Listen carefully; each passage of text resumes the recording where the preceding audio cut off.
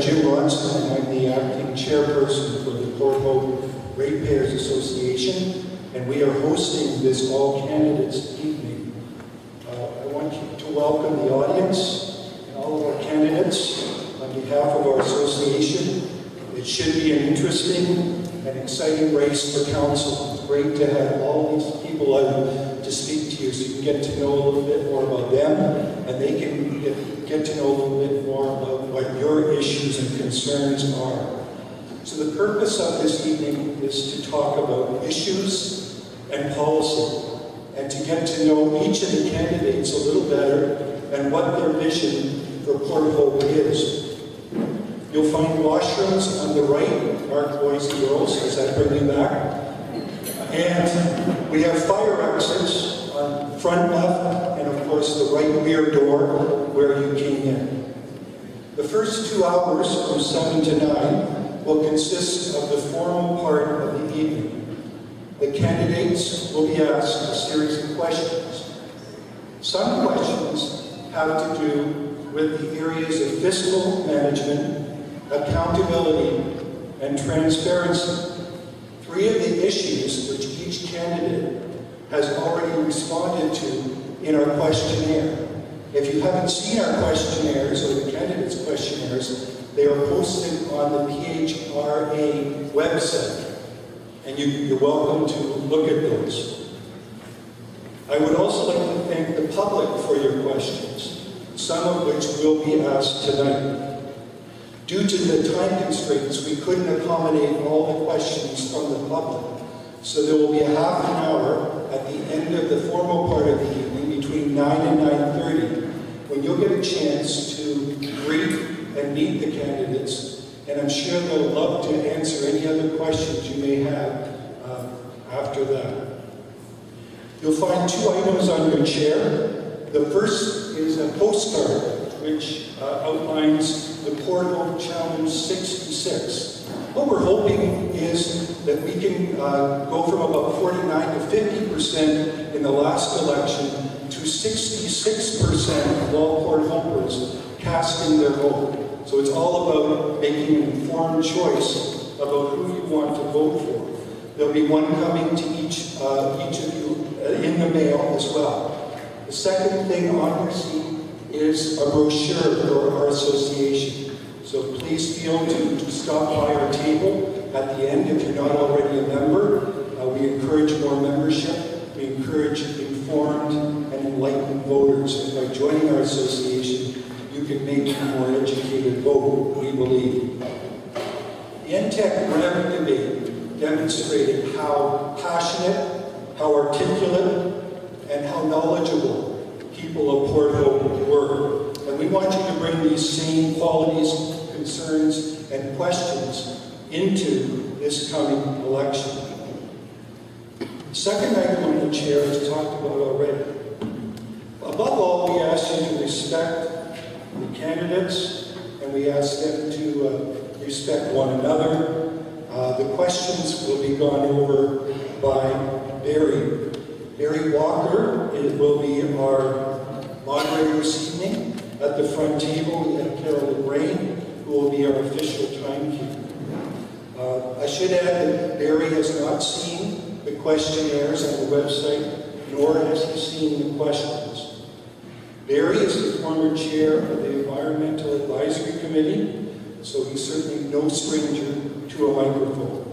He's also the chair of Northumberland Radio 89.7, small town radio. At the beginning, we'll have 2 minutes in which Greg Burns and Louise Fletcher will introduce themselves. They are the acclaimed candidates for Ward 2.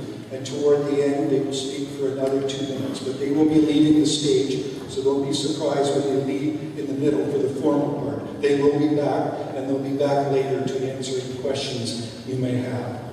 So now I would like to call on Barry Walker to say a little more about the format and the rules for this evening's debate. Barry?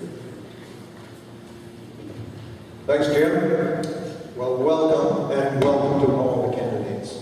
Quickly, here are the conditions for this evening.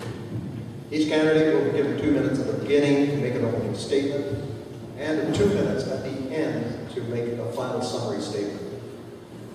Candidates have drawn for the position that they are sitting at on the stage. Candidates on the far end will begin with their opening statement, and the first question will be answered by the next candidate in line, and so on. Some questions have been allotted a 1-minute time limit, and some a 30-second time limit. And as Jim has said, our timekeeper, Carol, will give the yellow card or red card if the candidate gets close or runs over. You may not agree with what the candidates say, but please let them speak, and we ask you to hold your applause until the end of the evening. After the summation statements, the candidates will be stationed around the room and be available to talk to members of the audience at these tables here. Candidates, as Jim said, have not seen the questions, and I have not either. The two candidates who have been acclaimed were to ask for and granted the opportunity to speak. So let's get things started right now. And the first candidate who will make their statement will be Louise Ferry-Fletcher.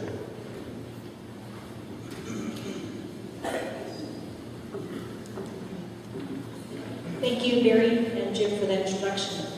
Good evening, everyone. My name is Louise Ferry-Fletcher. I would like to start off first by thanking the residents of Ward 2. They have shown great confidence in myself and in Greg Burns, and I'm honored to be given the opportunity to represent their best interests in the council chambers. As Greg Burns and I have been acclaimed for Ward 2, as stated, we will not be participating in the debate, but I would like to thank the Port Hope Ratepayers Association for allowing us to make a short statement. Many of you know me as the spokesperson for the Port Hope Residents for Managing Waste Responsibly, a citizens group. It is largely because the mandate of this group has not been met, and I realized our work was not done, and that compelled me to run for council. As well, we may need to take legislative steps to protect our community and our environment and our health, to ensure that the proposal to burn garbage in our community will not resurface again in the future. I believe that an accountable and transparent local government is necessary for good governance, and I believe that I have demonstrated that I will ask tough questions of myself and my colleagues, and I will do the necessary homework to make sure that I'm prepared to answer the questions of the public that they will ask me, and that I will be able to ask tough questions on behalf of the public. As the work I will be doing on behalf of the public needs to be done in collaboration with staff and other elected colleagues, it is important to me that the people elected to sit in the council chambers with Greg Burns and myself also have the necessary skills to contribute to our work in the chamber. A major part of our job, as you all know, is with respect to addressing how our taxes are assessed, collected, managed, and spent. And for this, we need people that have financial acumen and are business savvy to do this work effectively on behalf of all of the residents in this municipality. There is hope for Port Hope if we elect the people who can affect change. So the time has come where the same old status quo attitude is no longer effective. I know you will listen carefully this evening and encourage your neighbors, family, and friends to vote. Ward 2 residents also have to be reminded that we have a say in how our mayor is being voted. Okay. So please, thank you for paying attention and listening, and if you have any questions afterwards, I'd be happy to answer them. Thank you.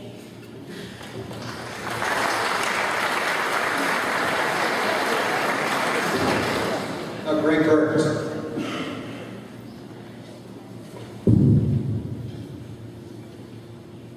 Thank you, Barry. Good evening, folks. Here are the 4 priorities that I will commit to look after in the next 4 years. Priority number 1 is to reduce the cost of running this municipality. We need to significantly reduce or eliminate the cost of outside consultants and start to look at the in-house and in-town expertise that we happen to have. The second part of that is to reduce the cost of running this organization, and 50% of that is staff, and it's an area that I think we need to attend to. Priority number 2 is to develop better methods of engaging our community in decision-making. We need to spend more time engaging the community rather than enraging the community. I'd like to see us coordinate a full-day community engagement conference where individuals can come and participate and tell us what it is they want to see in Port Hope. As a result of that, we could develop a community strategic plan that would be put together based on the results of that and then followed up by a citizens committee. It's time for council to sit back and listen and then the priority number 3 is to heal the division between Ward 1 and Ward 2. We had a lot of problems because of policing, area raiding, and the fire hall debates. It's time now that we immediately begin to have honest and respectful discussion, that we have collaboration rather than confrontation, and that we have a vision rather than division. And finally, priority number 4 is to vigorously defend our decision to shut down REM here in this municipality. This community does not need an incinerator burning somebody else's garbage and poisoning us here in Port Hope. It's time that we basically said to those folks, it's over. Go someplace else. Thank you.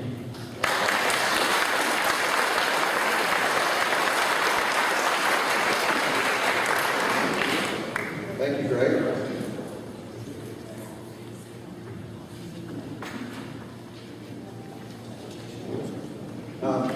Just before we get started on the first opening remarks, we have agreed that we will have about a 5-minute break around half time, around 8 o'clock.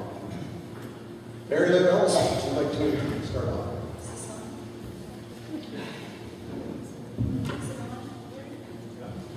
Yeah, they're all on. You can.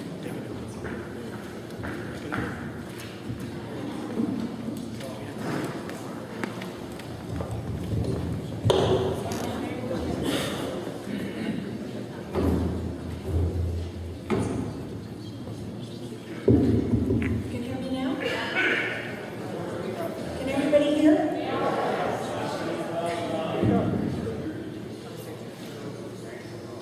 Can hear. Okay. I'd like to thank the ratepayers for hosting this evening and thank everybody who came tonight. It's a strong turnout and that's wonderful to see.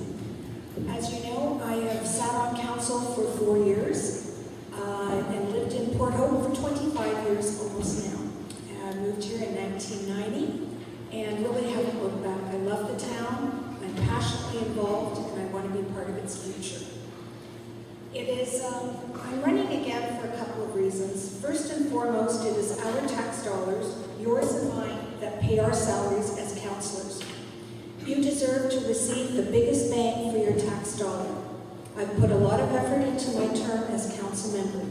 As a first-term member of council, there is much to learn, and the learning curve can be quite steep at times. I would not hesitate to say it takes about 2 years to be comfortably up to speed if you have not sat on council before. So I feel running again is the right thing to do. I want the taxpayers to take advantage of all that I've experienced and learned, rather than just walk away and discard that body of knowledge. Taxes will for sure once again be the #1 concern of residents. If re-elected, I will continue to work together with the rest of council during the budget sessions to evaluate every single dollar allocated.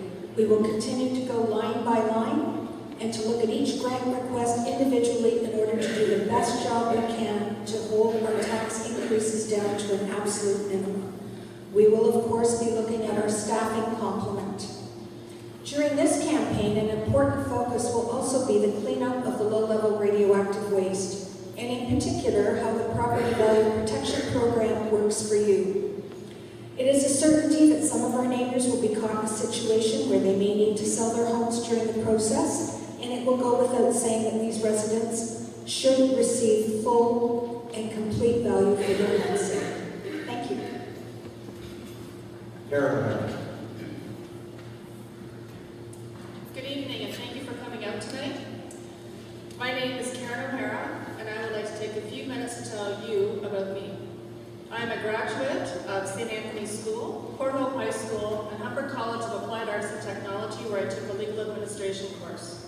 I have just started my 29th year as an office manager for a local company, and had the pleasure and honor of being part of the Port Hope Municipal Council from 2003 to 2010, where I was the chair of the Economic Development and Tourism Department and self-appointed social director. I have an extensive background in volunteering in our community. I am the past president of the Port Hope District Chamber of Commerce. I am the past deputy zone officer for the Connect Club, former executive member of the Royal Canadian Legion Branch No. 30 Port Hope, Currently, I am the chair of a candlelight Christmas that lights up our parks in the downtown area every Christmas. I am a member of the Santa Claus Parade Committee, social director for the Northumberland Sunrise Rotary, vice chair of Heritage Port Hope Advisory Committee, member of the Heritage Incentive Advisory Committee, Northumberland Heritage Alliance, and Doors Open Northumberland. I am also the secretary for the Cemetery Board and a recent new member of the local ACO branch in the Canadian Firefighters Museum. As the saying goes, if you want something done right, you ask a busy person. If I don't know the answer to your question, I will find it out so we can both learn. And I grew up with the value of my father saying there is nothing wrong with hard work. I am committed, dedicated, and loyal. I want my Port Hope, your Port Hope, our Port Hope to flourish. And I feel I have the leadership skills, the experience, the professionalism, and the common sense and the drive to make that happen. Thank you very much.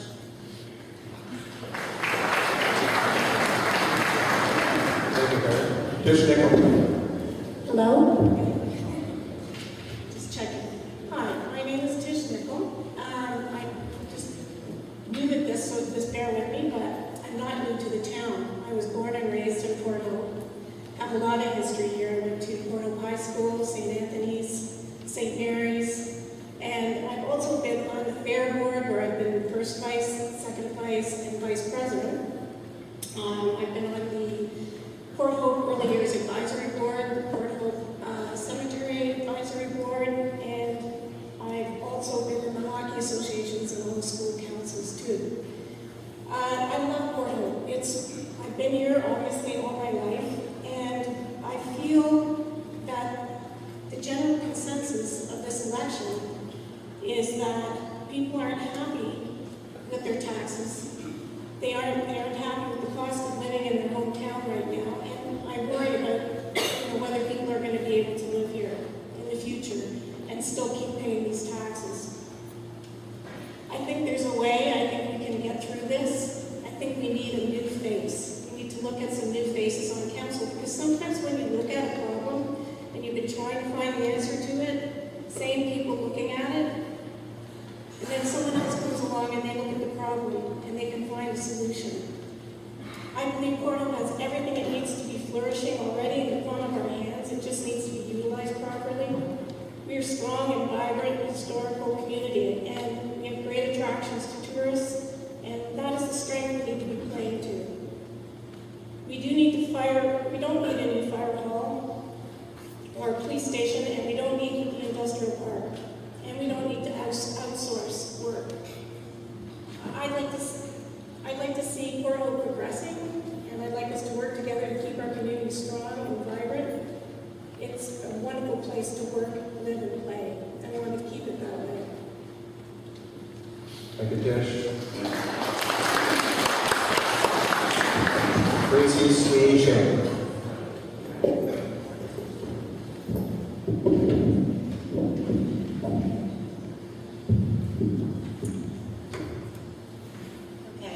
Hi. My name is Tracy Sweeney-Shank. I am a 26-year resident of Port Hope. I moved here when my son was 4 days old from Montreal via a very brief stop in Toronto, where I realized that was not the place for me. I was on maternity leave from my position as an investment banker with one of the major institutions in Toronto, where I worked for their brokerage firm as they were creating it from the inside out. And because we didn't know anybody here, and because I wasn't having that social network of family, friends, I took a job as a bartender so that we could get to know people here. And it was a great success. We had about 60 people at that same son's christening a few months later. In other words, it was a great fit. I was assured at that time that six months in Port Hope was not long enough to consider yourself from here, that it would take at least 20 years, maybe 25. And it's actually 26 years tomorrow since we moved here, so it's been a wonderful experience. And I really have seen this town change in so many positive ways. I've seen some things that are not so positive. Our loss of industry. One of my biggest goals, if I am elected to council, will be to try and find new employers to move to town that will not only introduce and invite young families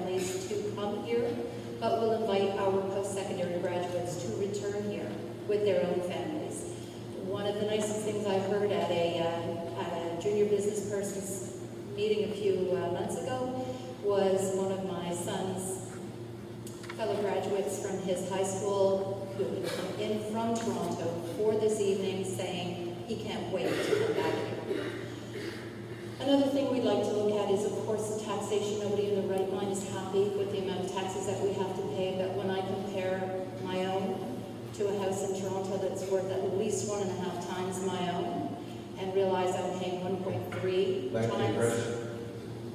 Or Tracy, sorry, Tracy. Jeff, please. Thank you. Thank you, Barry. First of all, I'd like to thank and congratulate my fellow candidates. It takes a lot of gumption and guts to actually say and step up to this job. It's a big job, and I congratulate everybody for stepping up and taking this initiative because it's huge and the commitment is huge. In my personal history, I've been a lifelong resident of the municipality. I attended Port Hope Public School, Dr. M.S. Hawkins, and Port Hope High School. I'm 50 years old, and I married my lovely wife, Lori, 27 years ago in this municipality. We raised my son, Garnet, who is now still living at home. He's 22 years old and works for the Barrington School Board as a custodian.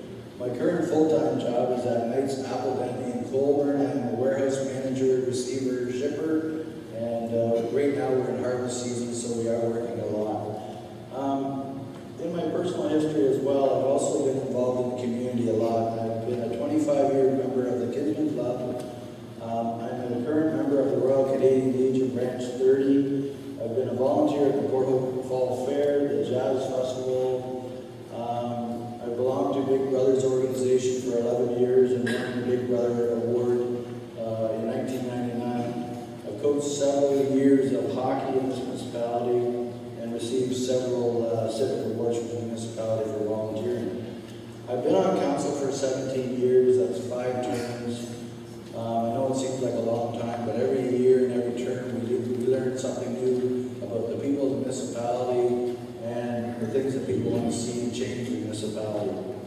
The things that I'll strive for in the next term, if I'm re-elected, the first thing I need to strive for is communications. We need to communicate with the public much better. I support a full staff review. Thank you very much. Thank you, Jeff.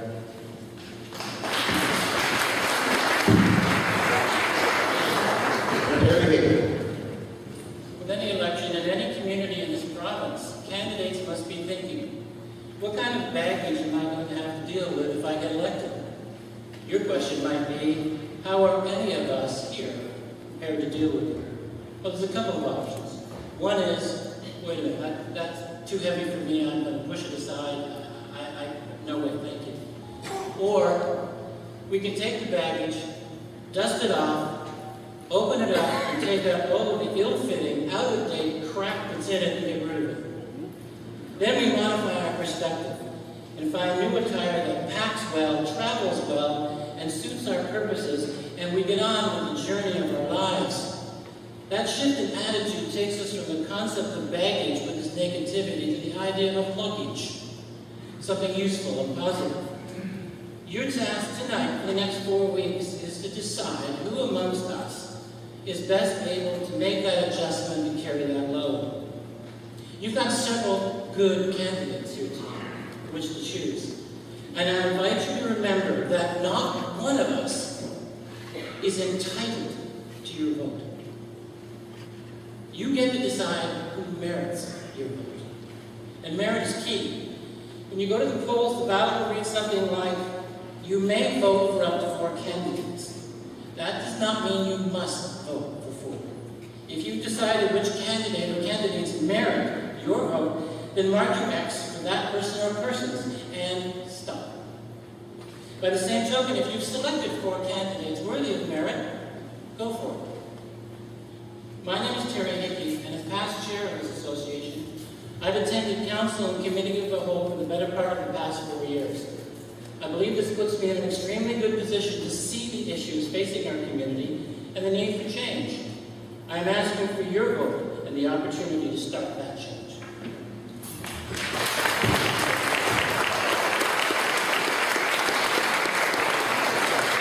McKenzie. Good evening. I am Alan McKenzie. I too would like to thank everyone for coming today, and thanks to the Port Hope Ratepayers Association for putting this meeting together. Over the past few days, I've been going door to door, talking and listening to the people of Port Hope. Everyone I speak with loves Port Hope, but they have concerns. The most common concern is taxes, mainly that they are too high. Next, people are also telling me that their water and sewage costs are too high. Other concerns are lack of jobs and conditions of town infrastructure, including sidewalks, roads, bridges, etc. We must look to eliminate all types of waste that is occurring in Port Hope. And it is my commitment that if elected to council, I will not rest until we find and eliminate the wastefulness of town hall across the municipality and the county also. We must quit wasting the hard-earned dollars that the residents and businesses entrust to our local government.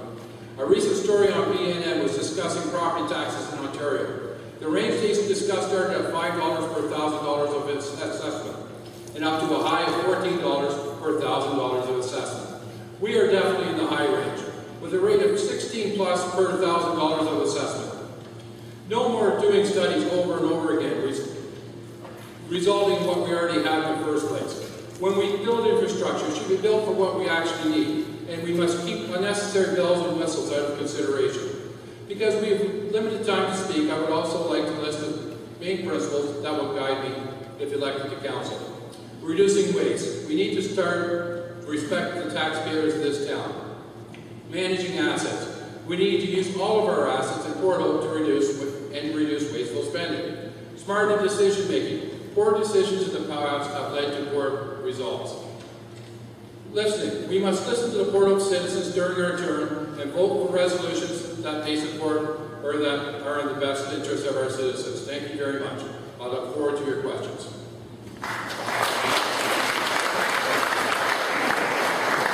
David Turner. My name is David Turk, and I'm here to ask for your support in the upcoming municipal election.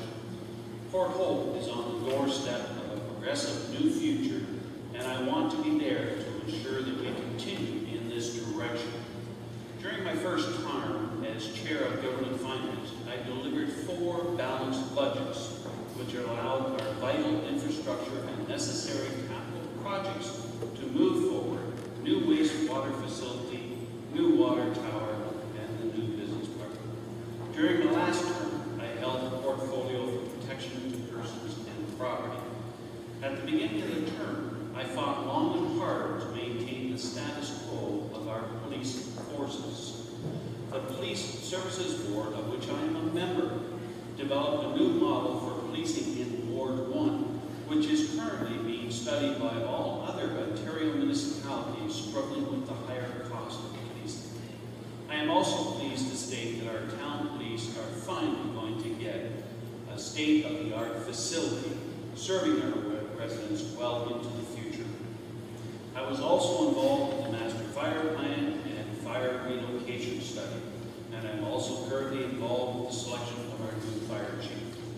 If re-elected, I will continue to support the necessary updates to our infrastructure, police and fire improvements, downtown revitalization, senior and youth programs along with the new seniors facility, and promote Port Hope's business park and idea hub, and work with our new existing businesses to ensure their sustainability and, last but not least, area rating initiative. As a member of the Budget Committee, I will always look for department efficiencies that would streamline the overall municipal budget. Lastly, I will ensure that the Port Hope Area Initiative stays on task and gets the trucks moving. Thank you, David. S. Andrews. Good evening and welcome. I thank the Ratepayers Association for hosting this event. I've been a resident of Northumberland County for the last 24 years and a resident of Port Hope for the last 6. My good neighbor, David. I came to Coburg when I purchased the McDonald's on William Street. It was an existing McDonald's that had been built in 1975, and it was kind of unusual for a newbie to come in and purchase an existing McDonald's. Quite unique at that time. Thoroughly enjoyed that process, so much so that in 2002, I decided to build another facility on Roseland Road. And to my surprise, a month later, I opened the Walmart McDonald's. So it was quite a year. I think I paid $1,500 for one round of golf in my membership daily. So I got one game in. I'm not a politician. I'm a businessman. I'm a good businessman. My contribution to town council would be the ability to analyze where we are financially at any point in time. And from a business perspective, we would present this information in an easily understandable format so we can determine our next move. Ideally, council should be a team of individuals, all with different skills, working together as a team towards a common goal. The town of Port Hope has to be administered just like any large business. We need to increase revenues, manage our expenses, and set our money aside for future obligations. A successful business increases its value based on the service and respect it gives to its customers. You're our customers. Thank you.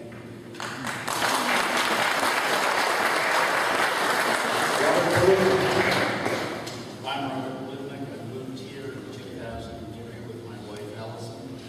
Came from a small town north of Whitby called Brooklyn, and within 1 year it went from a gorgeous little town to a subdivision with strip malls. We wanted Port Hope better. We wanted to move to Port Hope after looking at all 15, one of the most beautiful towns in Ontario, because it was the one that was going to last and stay the same. That's important to me. One of the things that I have done over the last couple of days is read everybody's election material for last year, and so far it's all being repeated this evening. We need to be able to do something different. We can't promise to do the same thing over and over again and not deliver. Now, I'm known as a bit of a trouble causer. I was the person that you can hold responsible for the Port Hope politics ban. I also was a founding member of the Port Hope Ratepayers Association, and I'm the editor of the 4th and 1/5. I believe in social involvement, but I believe that social involvement includes each and every one of you. This will not be our council. This should be your council. I'm going to work on your behalf to be able to ensure that we can hold taxes flat. We're paying enough. Our costs have to be reduced, and we have to look at innovative ways to ensure that the people living here now benefit from what the town can offer, not hoping on the people that may live here in the future. I look forward to your support. If you have any questions, I'm available. Thank you.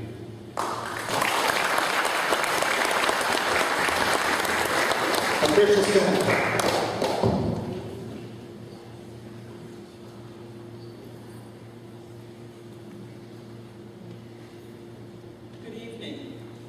I am Patricia Sinnott, and I want to serve you on Port Hope Council. Can you hear me? I will work for you and with you to make the whole municipality of Port Hope an inclusive, sustainable community. How will I do this? First, I will reduce spending by asking town hall staff for a business plan and cost-benefit analysis for every budget increase or new project. I will engage citizens in both boards to resolve issues equitably. We must join together to develop our great potential as a tourist destination.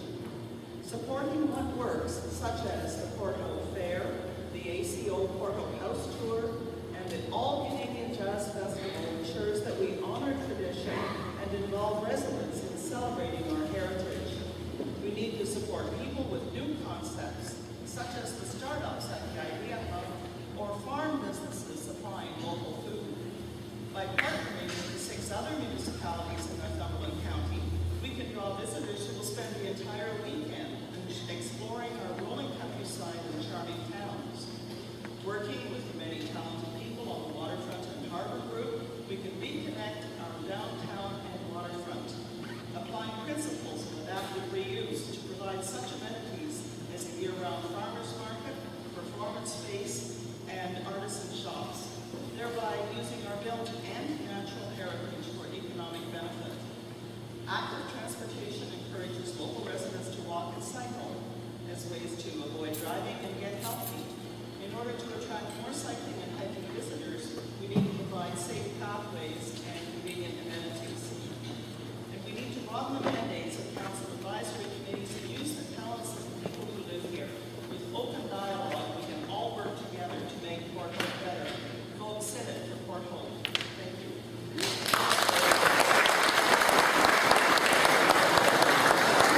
Thank you, everybody. Now we come to the first question of the evening. This, we are asking for a 1-minute response, and the person that will start off with the answering will be Carol.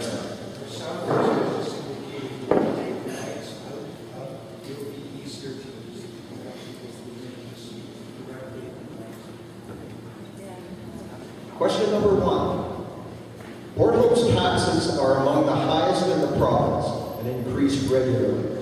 Services have diminished, and we still have crumbling roads and sidewalks. How would you reverse this trend of paying more but getting less? Thank you for the question, Barry.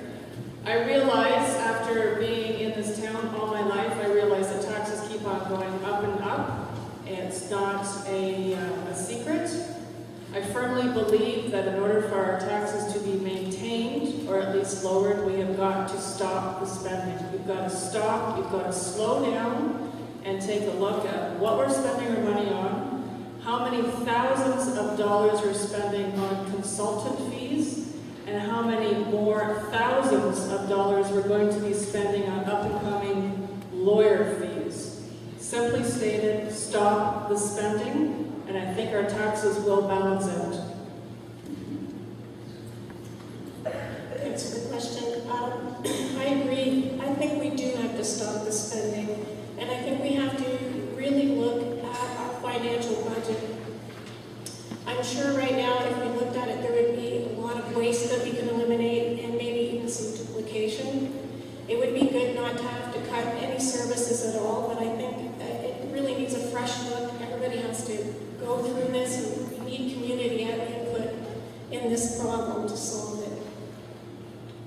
I think that we should all get together at some point, and I know we have, because we get together as a community and talk, but we do need a vision. But right now, it needs to be slowed down. I think everybody in everybody's household right now has had to tighten their belt, so we have to do it for Port Hope too.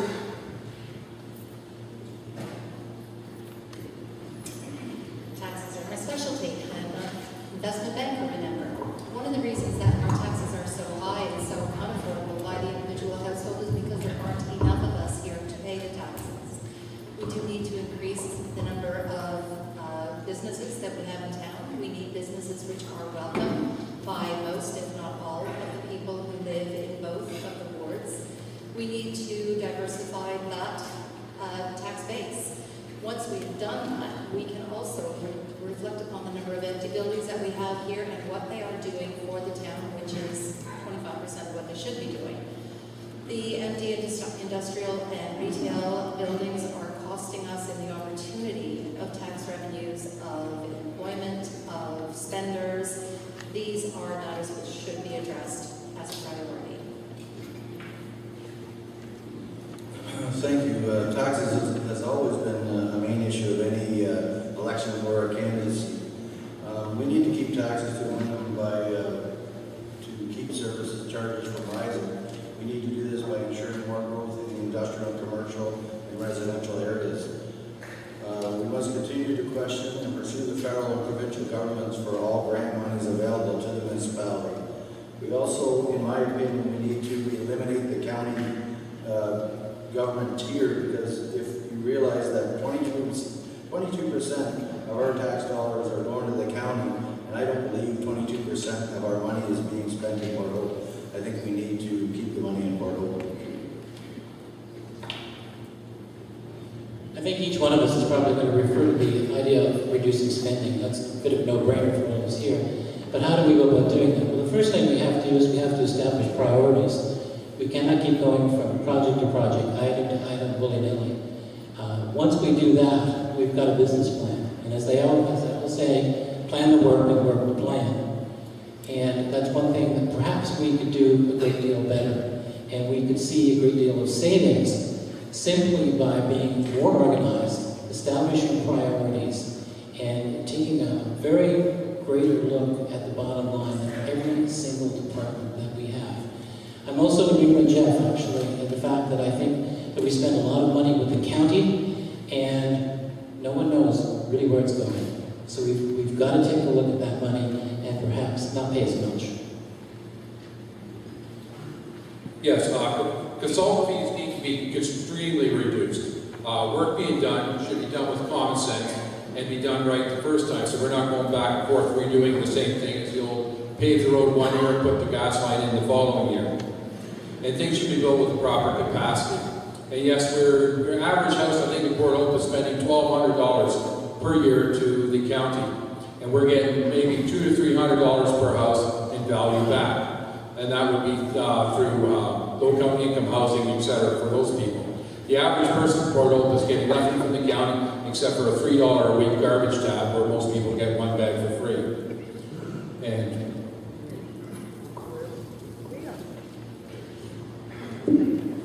Thank you.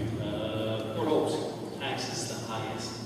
I would like to say that we have invested in the past to ensure that we can move forward. If we sit still, they will pass us by. We now have a water treatment plant. We now have a modern water sewage plant.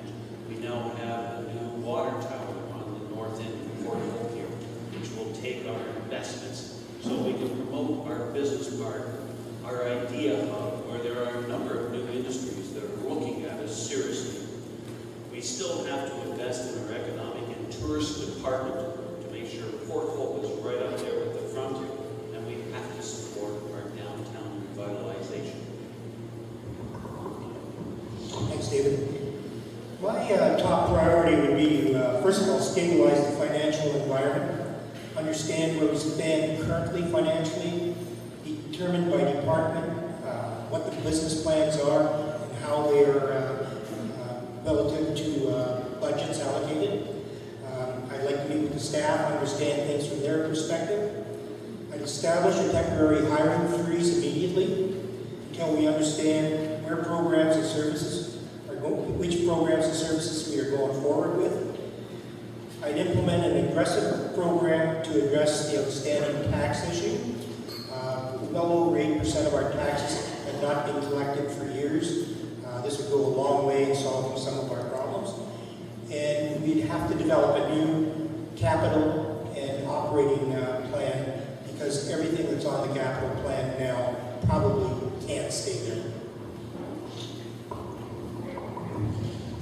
I'd like to be able to review the entire process so that we can live within the amount of money that we bring in. I believe by looking at the numbers that every one of us would go, but we can. The problem is that we've spent a lot of our money on projects that are hoping that will do things for us. Hoping isn't going to work anymore. We need to invest our money into things that are going to work. We have infrastructure that does need repair. We have sidewalks downtown that are in trouble. These things will help our downtown area bring business to the retailers that are there. So instead of building a business park that's been empty since 2008, we would be able to fill our streets. We have to put a salary cap in place immediately, and there needs to be a hiring freeze. I'd also want to be able to work with making sure that staff know that if they present something, they will be accountable for that something. So many of the previous comments fit with my view of things too. So I'd just like to remind you that you now have an opportunity with this election to change how things are being done at the Town Hall in Port Hope. We have had high taxes here for years, and the current mayor and council, although they have attempted to deal with the high taxes, have not been very effective. Here's a chance to change how we do things. Northumberland County added 17 staff last year. We have seen the staff rise in the Town Hall in Port Hope as well. So we really need to question, what are these people doing and what benefit are we getting for the extra money we're spending on their salaries? The business park needs to be repurposed. We need to put somebody there that's going to pay some revenue back to the municipality rather than sit and wait for somebody to come in and buy the lots. It's a slow process. And I agree with reviewing capital and operating plans as Les has suggested. Thank you. I did comment on the taxes in my opening statement. Every year it becomes more and more apparent to people that live here that our manufacturing and industrial bases are not growing, they are in fact decreasing. And we need to learn to live with that reality. When I moved here almost 25 years ago, we were actually more of a tourist-oriented, antique-type downtown area. And I think I see that happening again. We need to start to look at each area with this new election and a new council. Look at each separate area, starting again with this new service delivery review. We did one in this term, but it did not produce the savings that we had hoped. We need to take another look at it, and we should.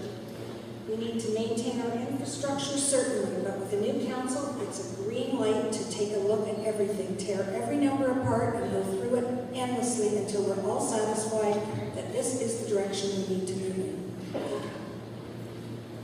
Thank you, Mary Lou. That brings us to question number 2, and we're also asking for a 1-minute response. And this one we will start with the petitioner.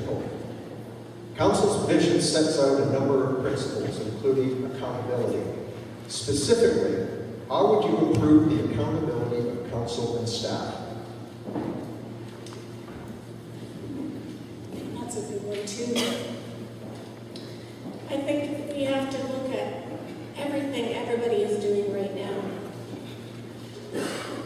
We need to look at the use of public funds in ways that are cost effective to provide services within the amount of funding available.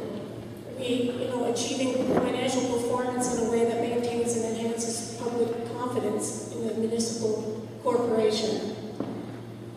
I feel that everybody has to be accountable, but we can do it as a team. And right now, I think it should be done annually. We should, get ready to move forward all the time because times change. And we have to take a cool, hard look at deficient services. So reviewing the budget to look at possible ways to cut expenses would be good. Sorry, can you just repeat the actual intent of the question? It's just about accountability, not just about accountability. Okay, I'll repeat the question. Council's vision sets out a number of principles, including accountability. Specifically, how would you improve the accountability of council and staff? I think the most direct method to improve accountability is by transparency and communication, to just being completely unfettered. I think more council meetings need to be open to the public. If people are not happy with the answers they are given, that's one issue. But if they do not understand the answers or the decisions that have been made, we need to take time to represent the people and make sure that, unhappy though they may be, this is what this decision means. I think accountability comes from that, transparency. Thank you. Council accountability is huge. Through that, communications, I think, is one of the most important things that council needs to improve. We spend a lot of money on communications, and truly, in my opinion, it's a failure. We don't communicate well with the public. We don't communicate well with staff. And staff, I would support in my next re-election promise that I hope that we do a full staff review, because I feel right now at the time, we don't know if the person that's in that staff position is doing the correct job, and if they're doing it well, are we paying them a fair amount, or are we paying them too much? I really think that we need to look at a full staff review for accountability, because I feel some jobs, I'm not sure if we need them, we don't need them, and are they truly accountable to staff and the public?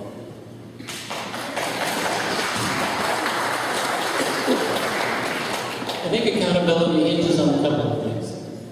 Number one, there has to be better communication, and there has to be expectations. Council has to have expectations of the staff that work for them, and the staff have to have expectations of council that they're receiving the kind of communication and direction that they need.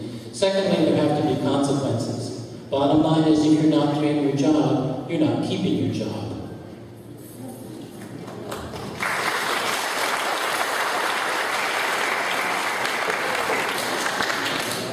I believe we need proper metrics like total spend, asset increases or decreases per year, reserve levels, how are the levels increasing or decreasing, and cost reductions in each department year over year. And the department heads would get bonuses or whichever the case may be if they do a good job. Proper tracking of all costs. We need to know how much money we're spending every year repaving Cabot Street, etc. Or why are we spending more on this road than the other? And all the info needs to be made available to the public on a timely basis, and with nothing being hidden.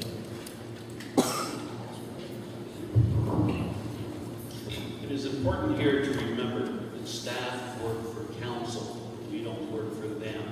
And it's up to council to get the answers of what they are asking to ensure that it is brought up during the committee of the whole and council, so therefore council members can make the proper decision. Accountability and attitude go hand in glove. If the attitude isn't there at the top, it's pervasive right through the whole organization. I believe all council meetings should be videotaped and aired on the community channel.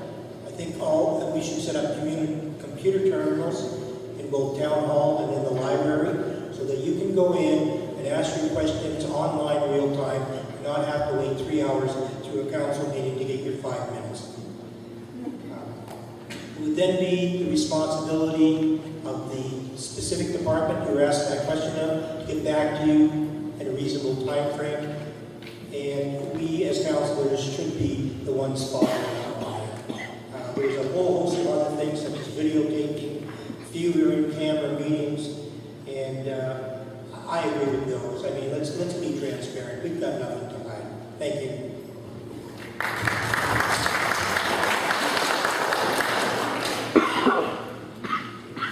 Council accountability, you're doing it. You get to cast a vote. If you don't think they've done their job, don't vote for them again. There's your accountability for council.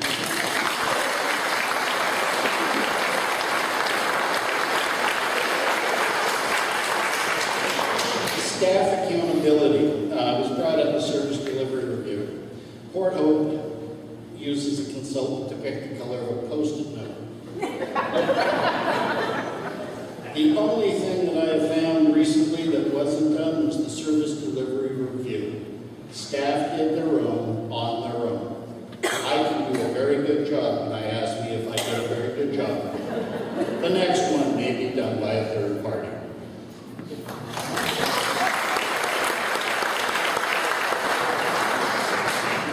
My background is hospital pharmacy management in the public sector.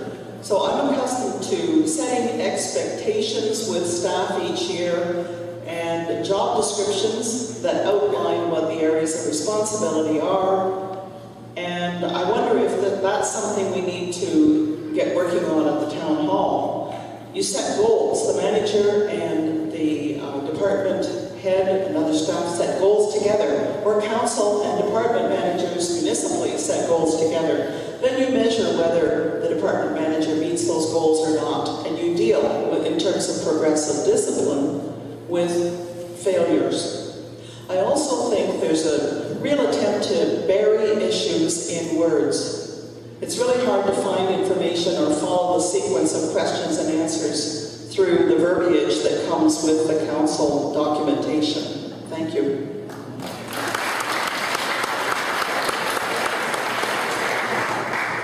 Just to reiterate, I talked before about the service delivery review, and I agree.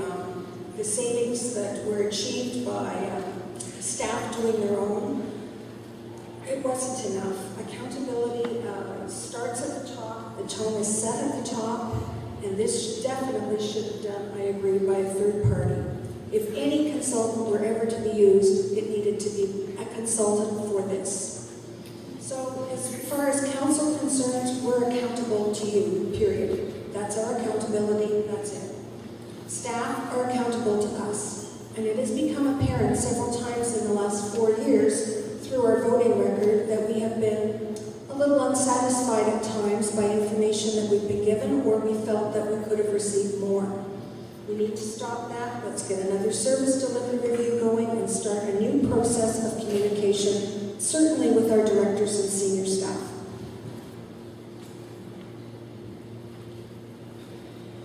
Thank you.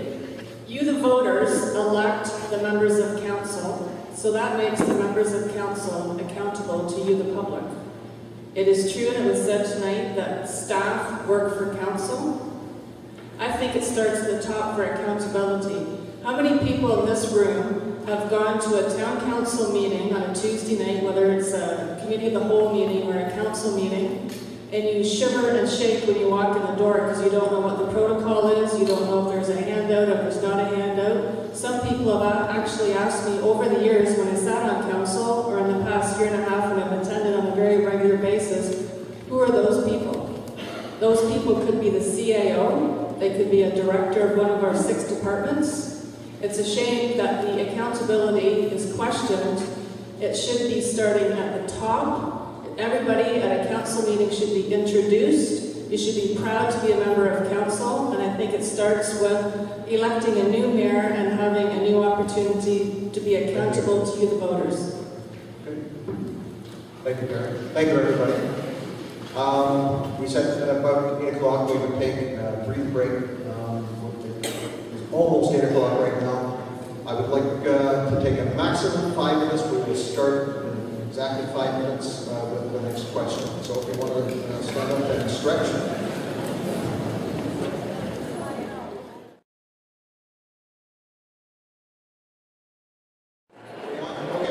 Okay, everybody. We're going to get started again. Just a reminder to keep things moving quickly. If you could please hold all of your applause until the end. Thank you. Our next question is question 3. And Tracy, it's your turn to start. Okay? This we are asking for a 1-minute response. What ideas do you have for the unused, unsightly properties in downtown Port Hope, such as the old Canadian Tire and former discount store on Mill Street? Thank you. First of all, I have to say I've just been told something twice that I've never heard before, and that is that I wasn't speaking forcefully enough, so I will remedy that. I find them both quite an eyesore. I don't know why the Canadian Tire building hasn't been thought of as perhaps it has, but as the police station, it has the bays.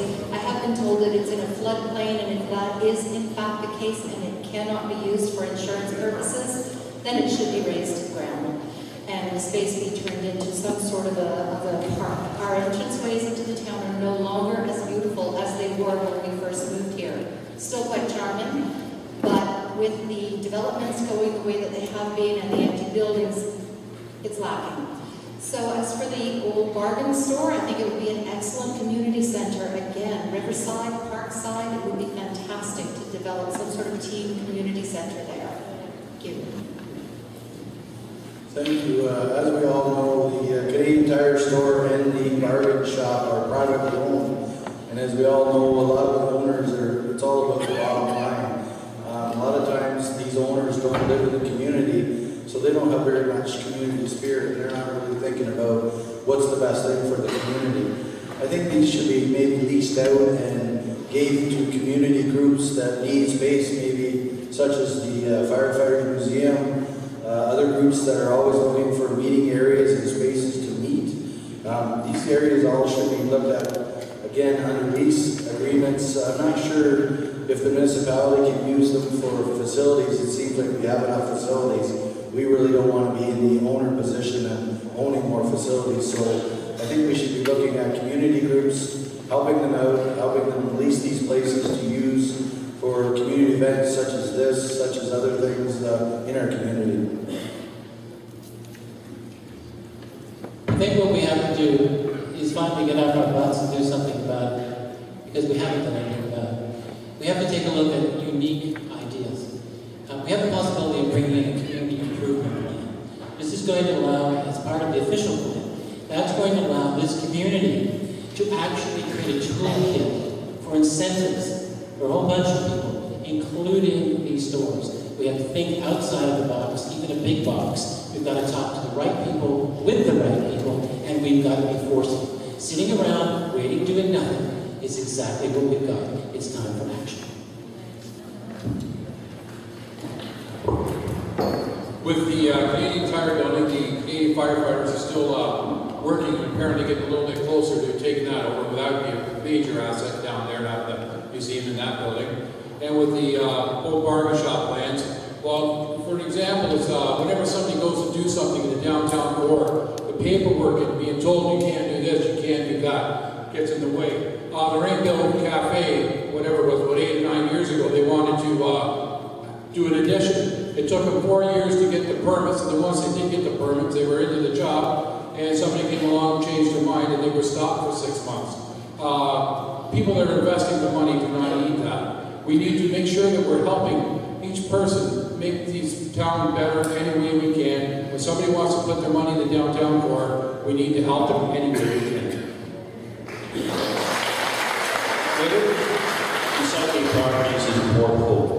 One of the major factors we have right now is the Ideals Hub, which we are looking at. There's close to 20 new businesses that have an opportunity to develop, grow, and hopefully invest in our community. Such buildings as the Canadian Tire, I still call it the old A&P store, except the bargain shop, those have potential. And we have to work with those owners and see if we can persuade them to invest in their properties to make our downtown beautiful. We do have a revitalization program, and that is part of that program. And that is where our staff and council have to support each other. Thank you. David doesn't want to share anymore. They're nice, or we all agree. I would use the 3F formula. Fill them, fix them, or forget about them. It's time we got tough with the owners of these buildings. We have minimal standards within the town. They do not meet these standards. If we start imposing some restrictions on these properties, such as let's get these big parking lots repaved, let's get the signage down once and for all. I think we just have to get tough and let them know we're serious, because otherwise they're going to be there another 10 years from now. Thank you. Stolen stuff. The problem's been around for a long time, and we keep going back and back to try to be able to finesse our way into these people's hearts to help the community. One, it's private property, and they don't have an intention of helping the community at all. So I agree with Les. I think we need to be inventive. I think snow removal once a week in the winter would be a nice thing. We can remove the discount that they get for vacant properties. There's a lot of ways that you can make it that it's advantageous for them to assist the community, to be able to help us facilitate some of our public needs. Now, again, you have to be fair. These are private properties. Somebody does own them, and if it was any one of you sitting in here, you'd be going, sorry, leave me alone. So there's avenues that we have to explore, but we have to stay within the rule of the law. Vacant property is taxed at about 25%, the rate that it should be. And I'm told by Mayor Thompson that that's a provincial regulation. We can't change it municipally. But I agree with the suggestion by Les that we impose a better standard of care of the property to make the property owners pay attention and maybe give them some incentive to turn the property over. I've had personal experience dealing with administration, planning, and public works and trying to get my driveway, which took me 4 years dealing with 2 planners because one retired and a new one came, 2 CAOs because of the change in administration, and 2 municipal clerks. If it takes me 4 years to move my lot line 75 feet, imagine what it would be like for somebody coming in trying to develop one of these properties. Thanks. It has been noted that these are private properties, and as such, the municipality does not have a say. If the taxes are being paid we don't have a say in what they're doing. But our economic development department and concerned councillors continue to meet with fine groups like the Firefighters Museum. I've sat down with several members of council and principals of these groups, and discussions are going on right now between our economic development office and the owners of that building, and we will see what happens in the future, but we're working away on it. I mean, it's not just a problem for Port Hope. It's a problem in any small town you drive through, and we just need to keep working away on it, keep our head down. If you know somebody that wants to start a business, start the dialogue. Get together with other members of council and staff and make something happen. I agree. The Canadian Tire store and the former bargain shop are two eyesores. They are certainly at the entrance and the exit to our lovely town. Canadian Tire, I know firsthand, would have to go through an environmental assessment, so that would be a deterrent for anyone to buy that private property. It would be great if it could be for the Canadian Firefighters Museum. For the municipality of Port Hope to even think about buying either one of these properties, I would not agree with. We already have some properties that, do we really need them? Have we utilized them to the fullest? In the meantime, when the properties are vacant, there should be very crystal clear what our property standard bylaws are. You know what, when you've got pigweed growing up past your knee when you're going for a walk through some of those properties, it's unacceptable. I would like to see, we have so many community events, festivals. In the meantime, while these properties are for sale, I would like to see their windows decorated beautifully to promote our town and to say, yes, we are open for business, and yes, we do have tourism things going on all the time instead of vacant windows. Thank you. Thank you, Mary. Again, they are privately owned buildings, and that does cost us a lot of time to try to get someone to do something with that building, but I think perhaps, like everyone else has said, that we do need to be more stringent in how they care for the building. There should be some bylaws and enforced bylaws put in place.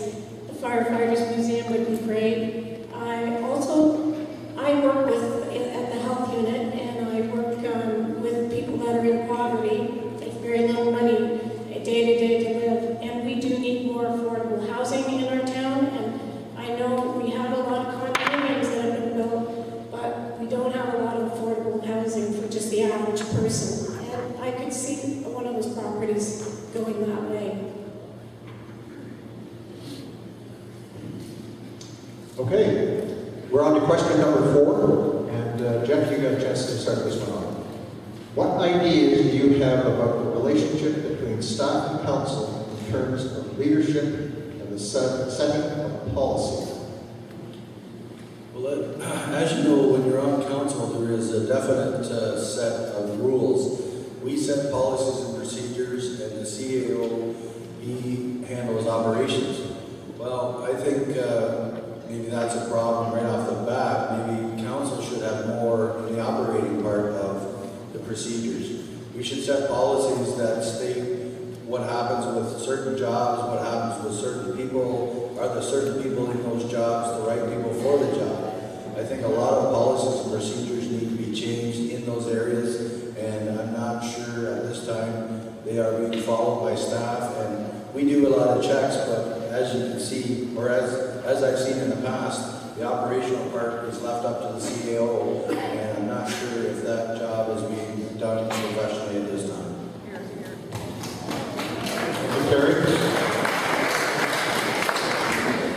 Solid leadership is the ability to work with someone by giving them a set of expectations and a yardstick by which they're measured.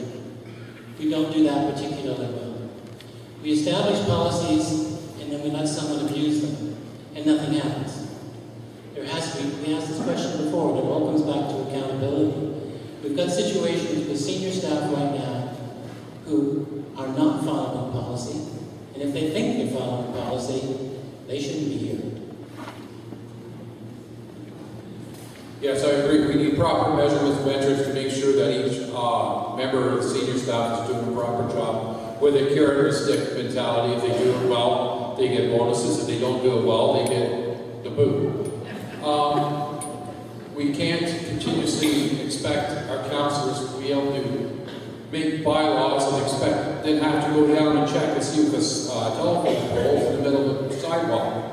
That there should be able to be handled by the person in charge of that development. That person should get the step.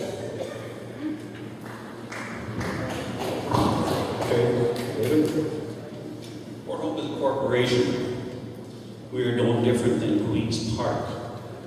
And it is up to us, if we're unhappy with the way our staff are behaving or our CAA is behaving, then we must meet and work out these differences and make them accountable. And Port Hope is a multi-million-dollar corporation, so it's our, as elected by you people, our responsibility to make sure that they are worth it.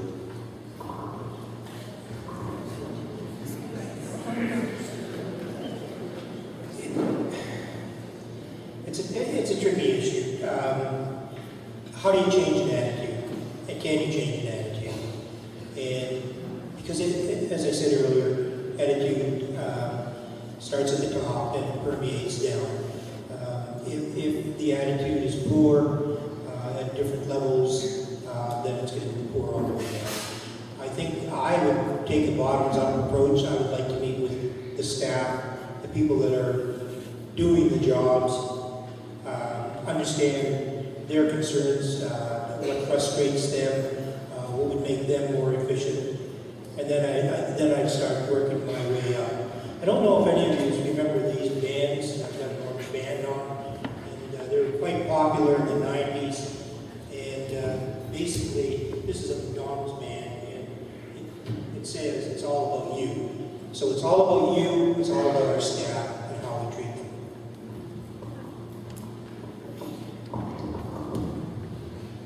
Staff sets, or council sets policy. It's straight and simple, that's it. We're elected by you to do what you bid us to do, and we set the policy going forth. One of the problems you run into, though, is if you abdicate, then all of a sudden staff start doing what they want to do or what they feel is right.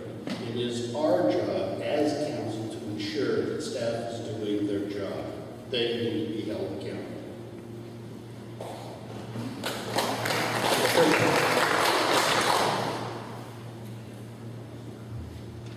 I like Les's reference to a bottoms-up organizational approach. That was the org chart that I supported in the hospital public sector system. Again, it's really important to talk to the people on the front line. They're the people delivering the service to the customer. In McDonald's, it's you buying your coffee and Big Mac. In the hospital, it's the patient lying in the bed who's sick. So same principles apply. And I think council has to hold the senior staff responsible and accountable for what they're being asked to do and measure their success, set goals, measure success, and then deal with failure to achieve those goals within the time frame agreed upon. Thank you. Obviously, if this is one of the questions vetted for tonight's agenda, there is more than an inkling that there are staff problems currently in the municipality. It's certainly unfortunate, but let's face it, this question's here for a reason. As a member of council in the future, I hope that we will have more of an opportunity to be involved, not less, in the evaluation of our staff, particularly our directors and senior staff. As it stands now, we are not even part of their current annual review.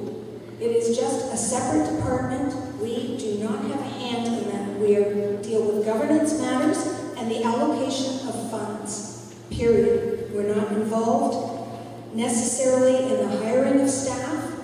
Yes, we are apprised of that, but we're not directly involved, and we're certainly not part of the review process, and I think we should be. We're the ones. Thank you. That's a very good question, part of my platform and my brochure that you'll see tonight if you don't already have one. It starts at the top again. You know, our council is legislated to look after policies and procedures. They set the table, and it's up to staff to nurture the table setting. It's unfortunate that some staff members, and I'm not going to say all staff members, but some, the 7 years I was on council, a few staff members, I would love to take them to my work every day. I work 7 to 4 in the office of the factory on Ward Street. On Friday afternoon, everybody's out going to their cottage and trailer. I clean the washrooms and I wash the floors on the way out. And some days, when I was on council, I would have loved to have taken a few staff members to work with me on a Friday afternoon just to show what a real people work. And they work hard. Thank you. That was a good point, Karen, because one of the things that I think we have to look at is they are staff. It's not easy to fire people these days. I don't think we can just hold them responsible. We do need to take the lead, and as Mary Lou said, we have to be able to review people that are being hired. But I also think that we need to make sure that they're trained properly and find out what the problem is. I think sometimes we don't ask and we just complain. So it would be good if we could review with the staff what the problems are, start some sort of a performance management program where the council is involved.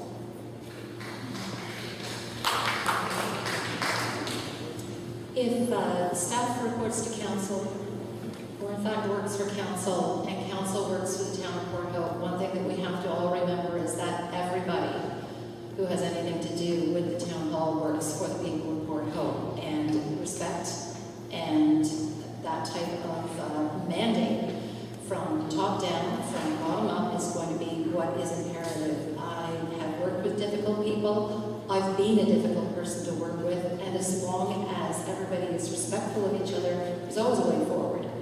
If there are clear job descriptions and they are not being followed, then you're not part of the team and you're traded. Thanks, Tracy. Our next question is for 30 seconds. 30-second response, so a really quick one. Terry, you're on.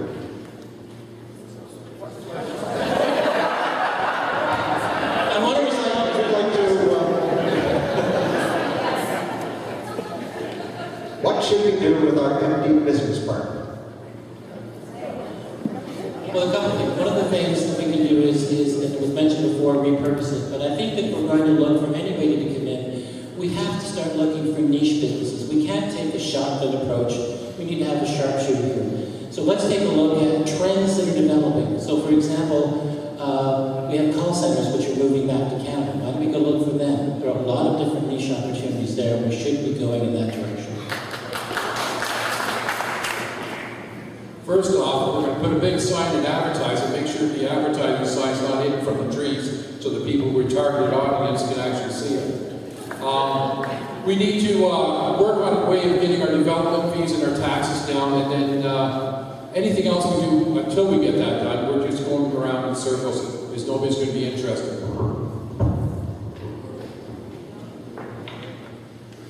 Our empty business park. If we build it, they will come. We now have the infrastructure, we have the park, we also have one gentleman that is already building his new facility, and there are other ones that will be coming, and that is up to us to promote that park and keep it going.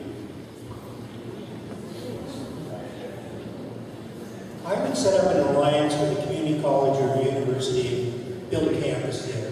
The biggest need in the area is for skilled trades, electricians, plumbers, millwrights, lab technicians. We have to start doing some of that training here.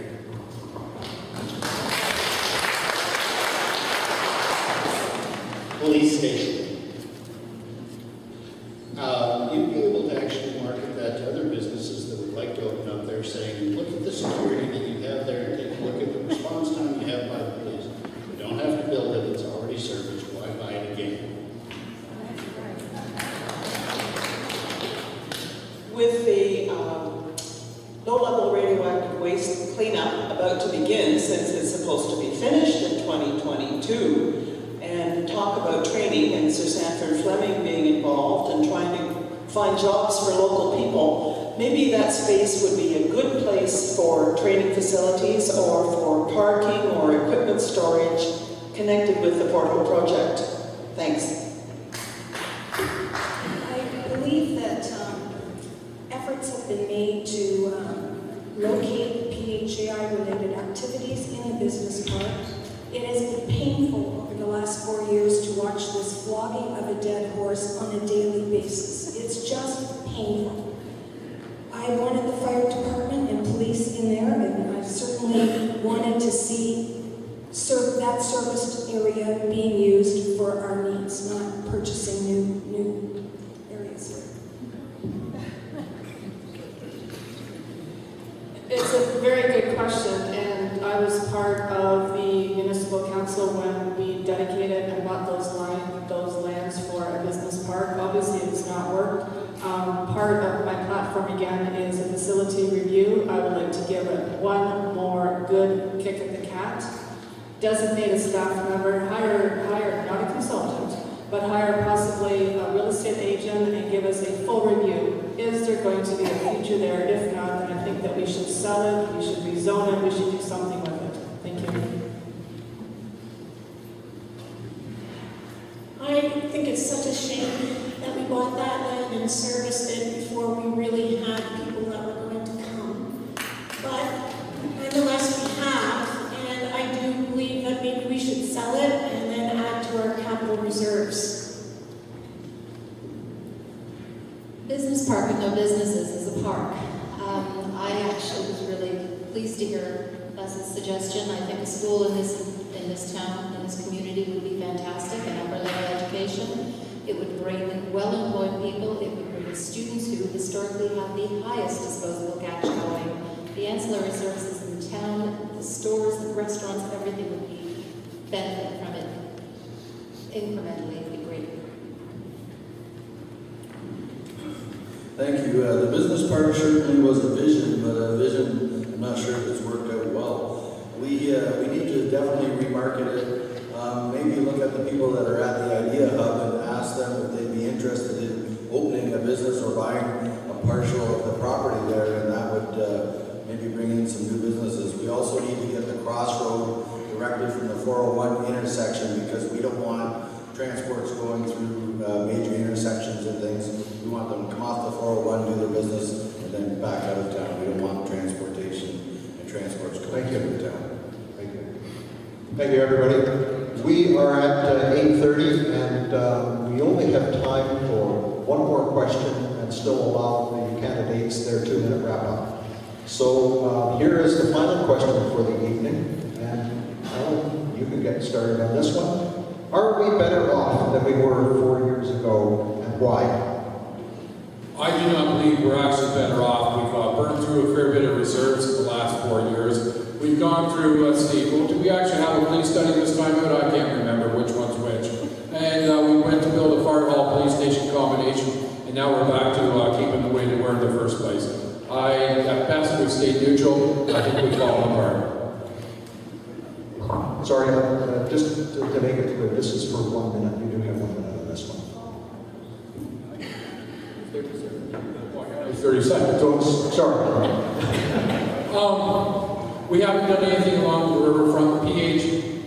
Port Hope area initiative has not started going. It's getting to fall further and further behind. They have done some really good work downtown. That would be the ACO. Watson's building is absolutely spectacular now. Maybe we should get them in charge of our economic development.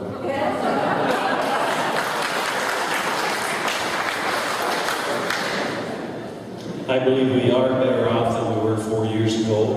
When I first was elected to council, we said we had to get the building blocks there. We now have the building blocks. We have a brand new water plant. We have a brand new wastewater treatment plant. We have a water tower in the north end that allows us to continue with residential, which prior to that, the government was saying you can't have any more growth here because you can't support it fire-wise, etc. We do have a business park, and that is what people are looking for, is a park that's already serviced, ready to go. We do have a downtown revitalization program, and I give kudos to the committee and the plans for that one. I just hope that Port Hope Area Initiative gets their act together so that we can soon get our parks, waterfront done, new marina, etc., to start promoting Port Hope accordingly.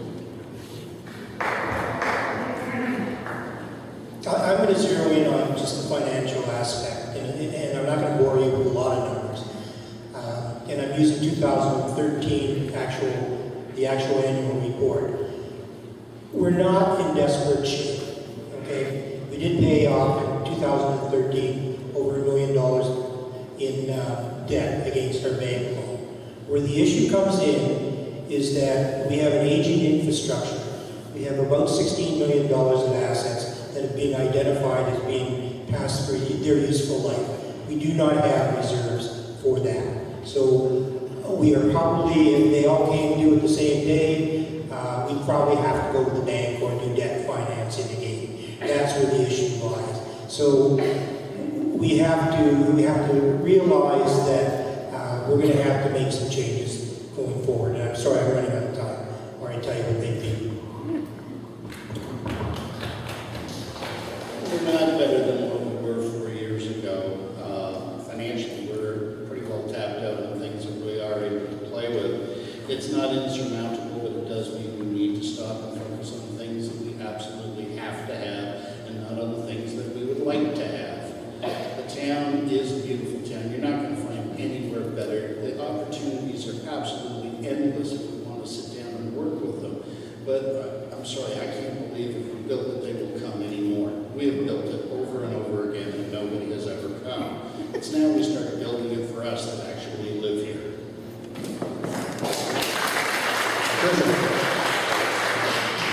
No, I do not believe we're better off than we were 4 years ago. Our liabilities have increased significantly and our reserves have been depleted. Our population actually decreased over 1% last year. The Chemical Research Laboratory has closed. That was about 50 jobs. ESCO announced this week they've laid off staff because people aren't buying mining equipment like they were in the previous years. So those are bad things for this community. Water rates are sky high because the plant was built over capacity. We need to market what we've got. Maybe we can assist developers in Hamilton Township by supplying municipal water across the borderline. We need to be creative. So seniors who want to downsize can't find affordable housing in Port Hope, they're moving to Coburg. So there's a number of examples of why we're not as well off. Thanks. As a current member of council, yes, I do believe we're better off than we were 4 years ago. We have a new, badly needed renovation to the Jack Burger Sports Complex. This will help everyone, children and seniors. We are on our way to a new Ruth Clark Center. The derelict building down on Mill Street will be replaced up at the Town Park Rec Center. We will have a new police station that we really had to have. That was not on a wish list, that was a necessity. Our downtown revitalization has started. Our fire hall locations will now be protected where they are and remain in the areas where they're needed. We will fight REM all the way right down the line.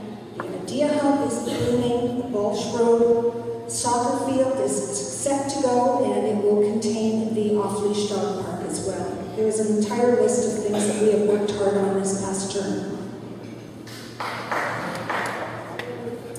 One of my concerns that has been bothering me for about the past 10 years is that we do not have a bona fide planning advisory committee. When the municipality of Port Hope was going through an official plan, there was an ad hoc committee called PAC, Planning Advisory Committee.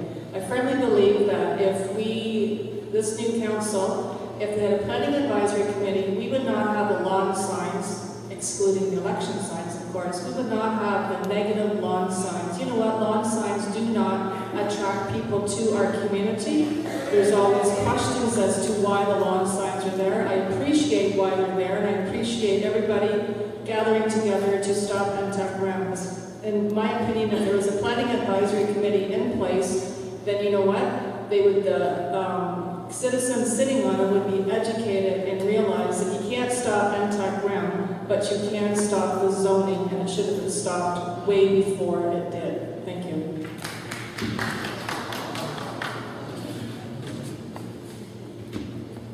Hi, respectfully appreciate, the work that the past council has done, but I don't think that we're better off. The taxes are still high and rising.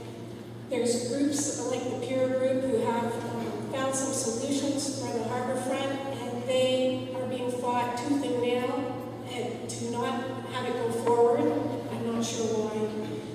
We have an empty business park, which we've spent a lot of money on and we've serviced. We're going through our reserves faster than we can even say the word. Population decrease, high water rates. Our children can't work here and they can't afford to buy a home here. And our seniors are going to have to sell and move. We need to do something about this fast.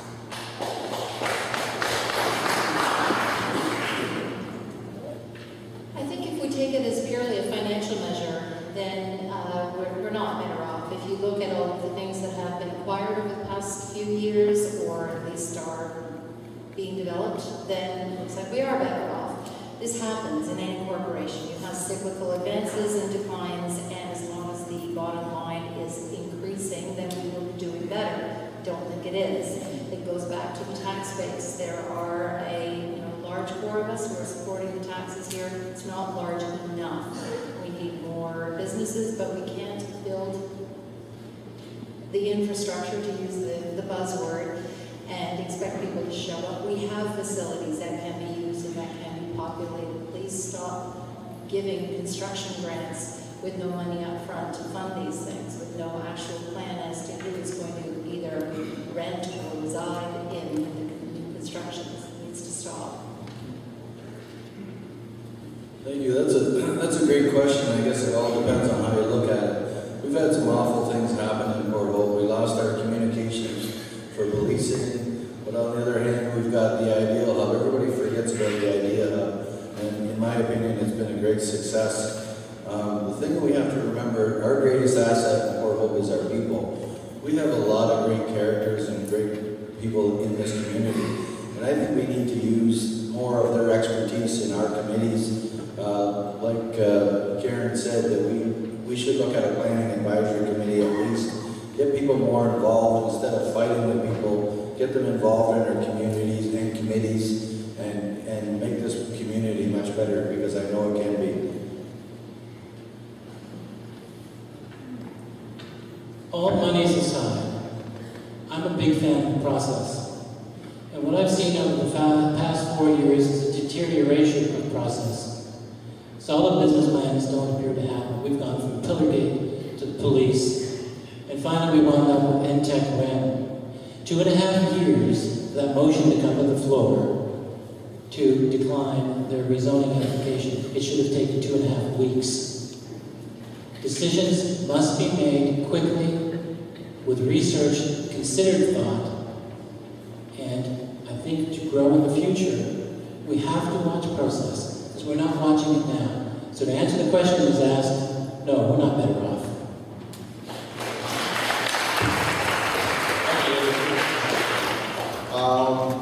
That is the final question that we have for the meeting.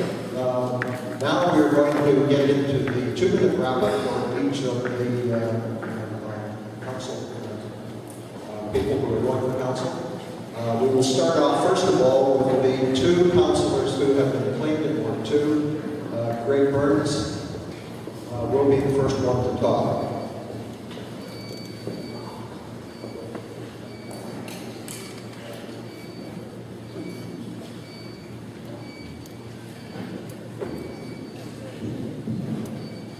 Thanks, Barry. Folks, tonight you've heard platforms and promises from candidates for Ward 1 councillor positions. And I hope that you have listened very carefully to each of them, what they've said tonight. The next 4 years will bring some very new challenges, big challenges to Port Hope and to the new council. To meet those challenges, we need solid leadership.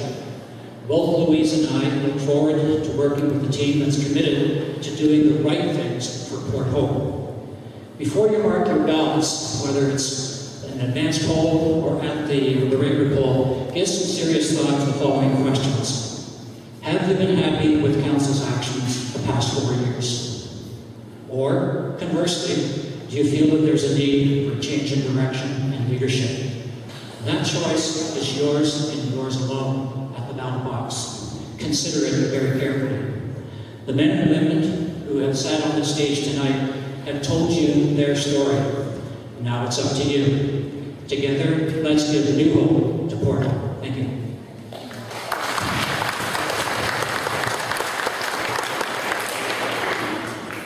Now, Louise Ferry-Bletcher.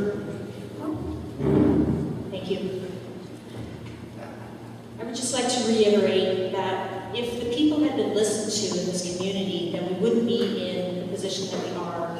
The comment was made that we have to spend a lot of legal fees going forward. Well, we have to spend that to defend our community. Had committees that were formed with citizens not been disbanded, we wouldn't have that issue maybe in front of us. 2.5 years ago, we started bringing information forward to council. If we'd been listened to, we wouldn't be in a position where we now have to go and defend ourselves again legally. So yes, let's listen to the people.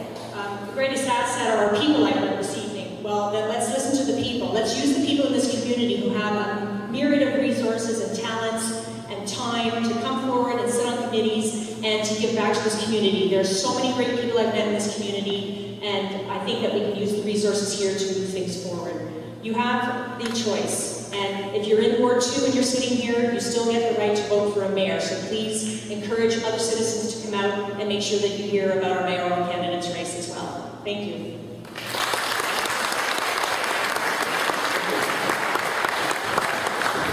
Now for the Ward 1 candidates, David, you can start. Thank you, Barry. If re-elected, I will ensure the new police facility is completed on time and within budget. I will strive to ensure the necessary updates of Fire Stations 1, which is Ontario Station, and 3, which is Garden Hill, are completed in a timely manner, and still will support the relocation of Fire Station 2 to Fox Road location to protect future growth of the municipality and the fire service. I will continue to support and promote the business park and the Idea Hub to attract new enterprises, which will ultimately augment the tax base. I will work with new and existing businesses in our municipality to ensure their sustainability. I will work with Port Hope's Downtown Revitalizations Program. I will seek financial support through low-interest loans for downtown building owners to bring their buildings up to fire code. This will attract new businesses to our downtown core and, as a result, increase tourism. I will continue to ensure Port Hope Area Initiative stays on task and meets their commitment, which were agreed to and signed to back in 2000. Let's get the trucks moving so that the future endeavors of our harbor, waterfront, riverfront, and trails can be realized. I will work with council to produce realistic and attainable budgets that continue to build our existing infrastructure, senior and youth facility / programs, including the new seniors facility and business retention. Thank you.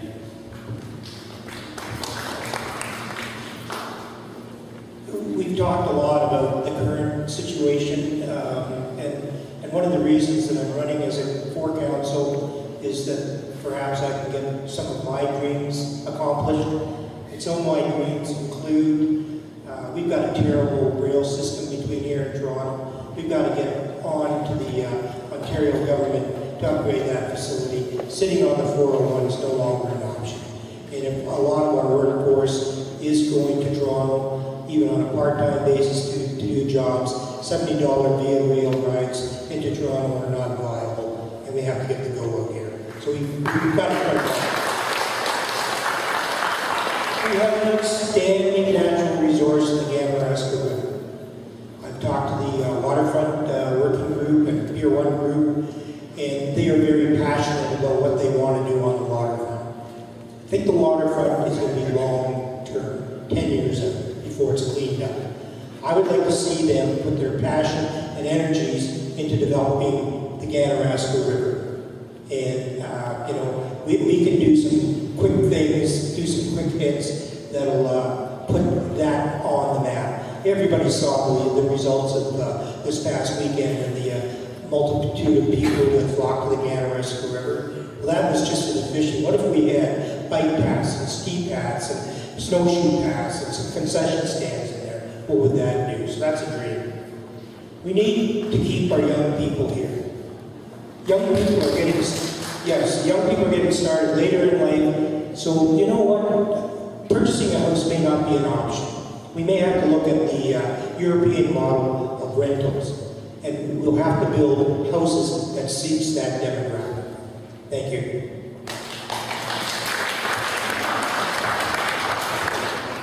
You've listened to most of the evening on a whole bunch of doom and gloom. My background is business. If you were looking to take over a business, you look for something that's been mismanaged that has a huge amount of missed opportunity. Port Hope's been horribly mismanaged, and it's got a huge amount of missed opportunity. To fix the management side, that's just sitting down with skilled people, working hard, and within probably 1 or 2 years, you'll be able to do that. Then we need to start working on things that are viable, things that we can actually do without having to look at things where we'll run into millions of dollars by outside sources. The Ontario government, the federal government have already announced that they are going to be cutting back on grants. We are going to have to live within our tax base, which is not unreasonable, but this is going to take serious good management. It's going to take you out there deciding that if you want to continue doing what you're doing, or do you want to change? I think we should take the municipality back and start making it go forward step at a time.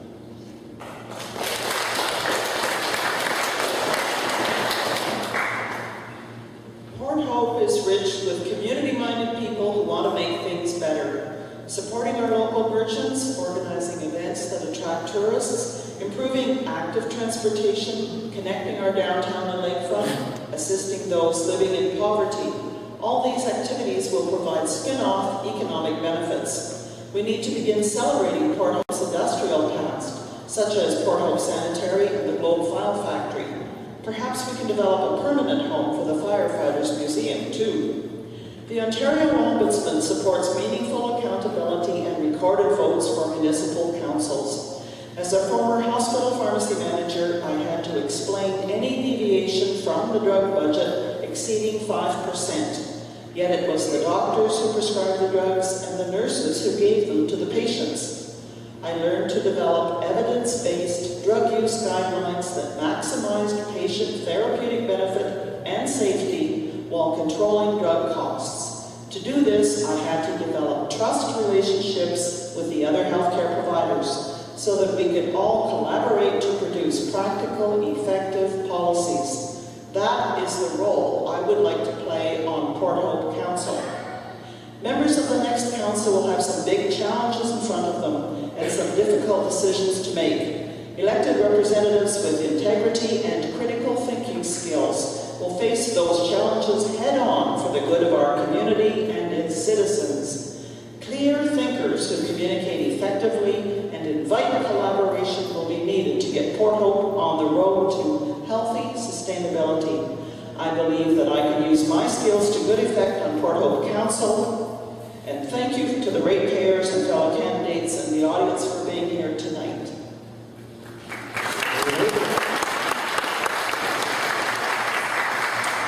Not much has been said tonight about the Port Hope Area Initiative. It will be the largest cleanup, I believe, in North America. It will be taking place in our town over the next 12 years. I'm hopeful when I say that. There is a very complex, multi-level relationship between council, staff, and the Port Hope Area Initiative. The cleanup of your property and mine is scheduled to begin now early in 2017. I realize it has been a long time coming, but that is the current time frame. It is therefore imperative that those elected have a thorough working knowledge of this project and its challenges in order to protect your interests as Ward 1 residents. I am very fortunate to have had experience on both sides of the fence. I've worked with the Port Hope Area Initiative in the Property Value Protection Program area and of course have a term of council. It is a certainty that some of our neighbors will be caught in a situation where they will need to sell their homes during the cleanup process. And it should go without saying that those residents, some of whom will need to go into retirement and nursing homes, should be protected financially fullest extent possible when they go to sell their home. It is anticipated the cleanup to be at least 8 to 10 years, and that is a long time for some of our residents. They should realize full value, and if they cannot realize full value because of the cleanup activities, they should be compensated accordingly under the Property Value Protection Program. It is part of the signed legal agreement. I am therefore happy to have a term of council under my belt. You will meet educated and experienced councillors completely up to speed on this project to work on your behalf this coming term. I hope to be one of them. As your representative at the council table, I will ensure that safety is number one. I support the new police station and the current location of all 3 fire stations. Safety has to start at the budget table. I will ensure we have a fair tax rate for all, simply stated.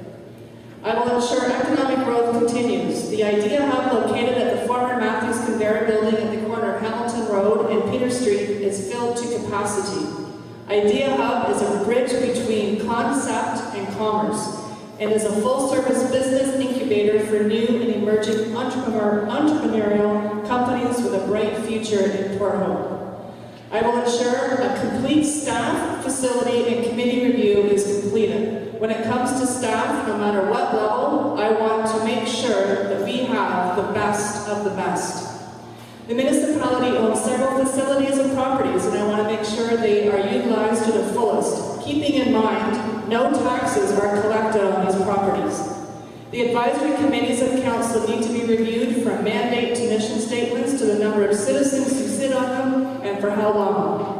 I will ensure a student councillor is back in place as they are our future. A planning advisory committee has got to be created, starting at ground zero. Education and being educated goes a long way. I will ensure the best small town in Ontario is stigma-free. The $1.28 billion cleanup, and simple terminology, let's get her done. Port Hope is a very unique community with some very unique citizens and very unique issues. We cannot change the past, but we can learn from it and move forward. Again, and I'm starting to repeat myself, I, Karen O'Hara, am committed, dedicated, and loyal, and want nothing more to be a member of your town council. Thank you very much.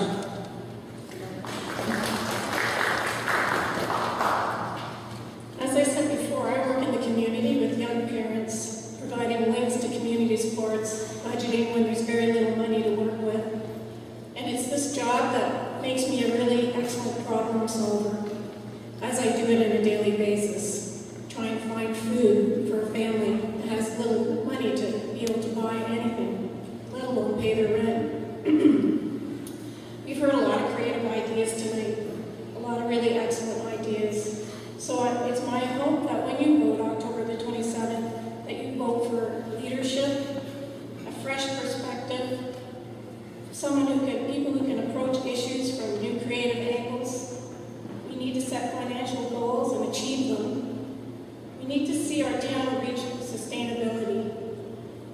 And when you vote for me, I will listen to your opinion, because opinions count. And I think you're the most important people. That's all I have to say.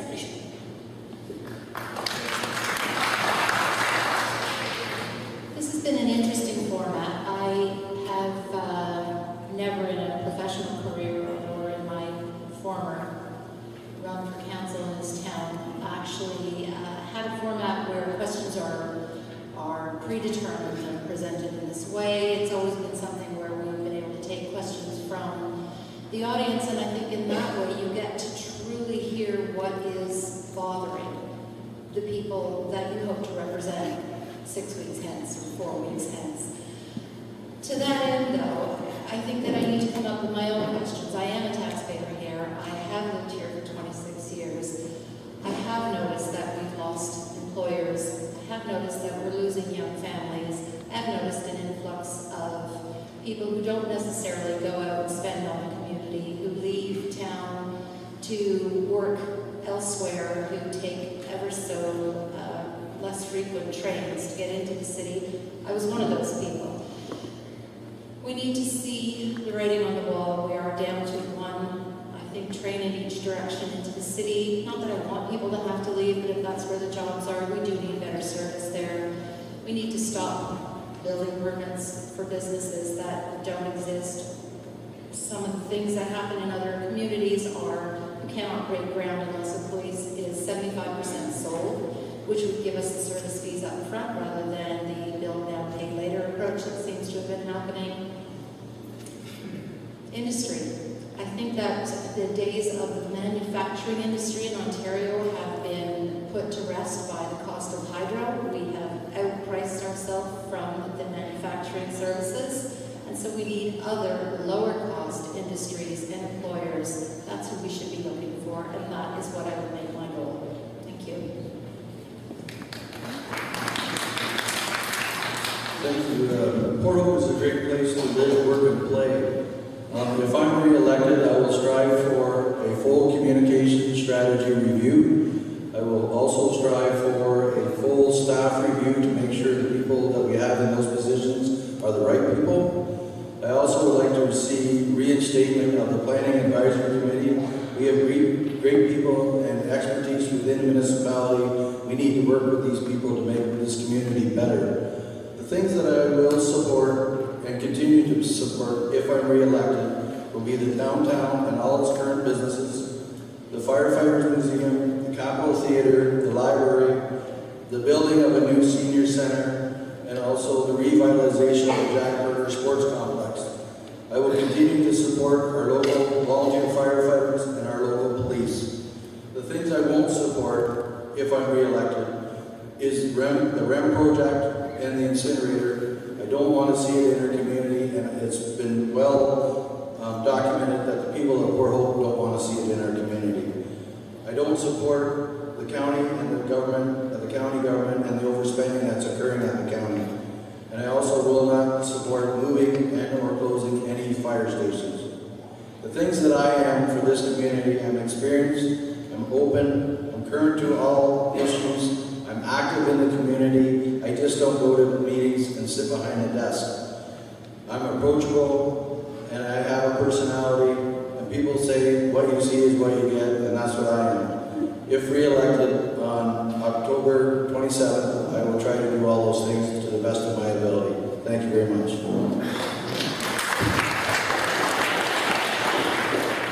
I've heard a lot of things this evening, but a lot of things depend on attitude. I'm not really a big fan of the expression us and them. We waste time, money, and emotion on ideas that alienate us and not connect us. How many of you people have been to the council chambers of town hall in this room? How many of you have been there? All right, thanks. Picture yourself in that audience, much as you are here tonight. What do you see? Well, you've got two tables for councillors that face each other and not you. A mayor sitting in a raised dais above and removed from the team he or she is supposed to lead. And if you recall, by the way, in the middle is a wall. These physical arrangements lead to the perception of us and them. So I suggest that we get the mayor to join the councillors and sit with them. Have all council face the citizens and tear down that wall. Attitude. At town hall meetings, let's have a separate moderator who's not connected to council. This will create a better bridge between council and the community. It will reduce conflict and engage open dialogue. Attitude. Let's use our resources. We've got a wealth of intelligent, experienced people in Port Hope. We all saw this in action at the NTEC REM meeting at the Rep Center. Let's tap into that brain trust. These are the go-to people when we want some seasoned advice and not spending thousands of dollars on consultants from somewhere else. On our arts community, wow, let's better engage all the talent employing so many artistic styles and formats. These people have a lot to give us and could well form the basis of a renaissance in tourism in Port Hope. We used to be known for antiques. What about a year-round destination for art? The river, such an underutilized resource. Let's make it work for us. Attitude. It equals progress or failure. Your choice.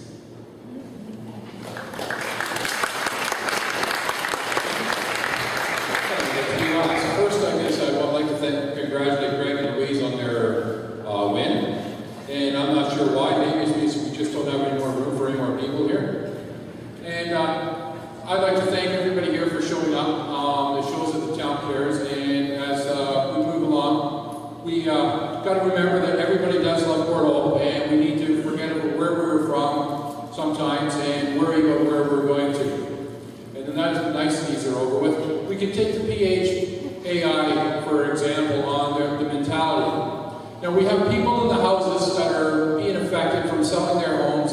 It's costing them money, and they need to move, or they're living within stuff that they don't want to live with. Well, they get to come last. We get to work on the PHAI is set up to do the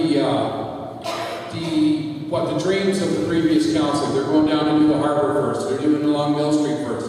What about the people that are living with that stuff in their houses? I think that should have been first. And going through town, we've had examples of talking to one person who's living in Northumberland housing. His basement's full of mold. He contacts the county, and they do nothing. These people need support. We need to get young people out to vote. We need to make them realize that the reason nobody, well, especially the upper tiers, don't listen to them is they're out after the vote. If you don't vote, they're not going to pay attention to you. Thank you. Thank you, Alan. And thank you to all the candidates. Why don't you just show your appreciation for the time?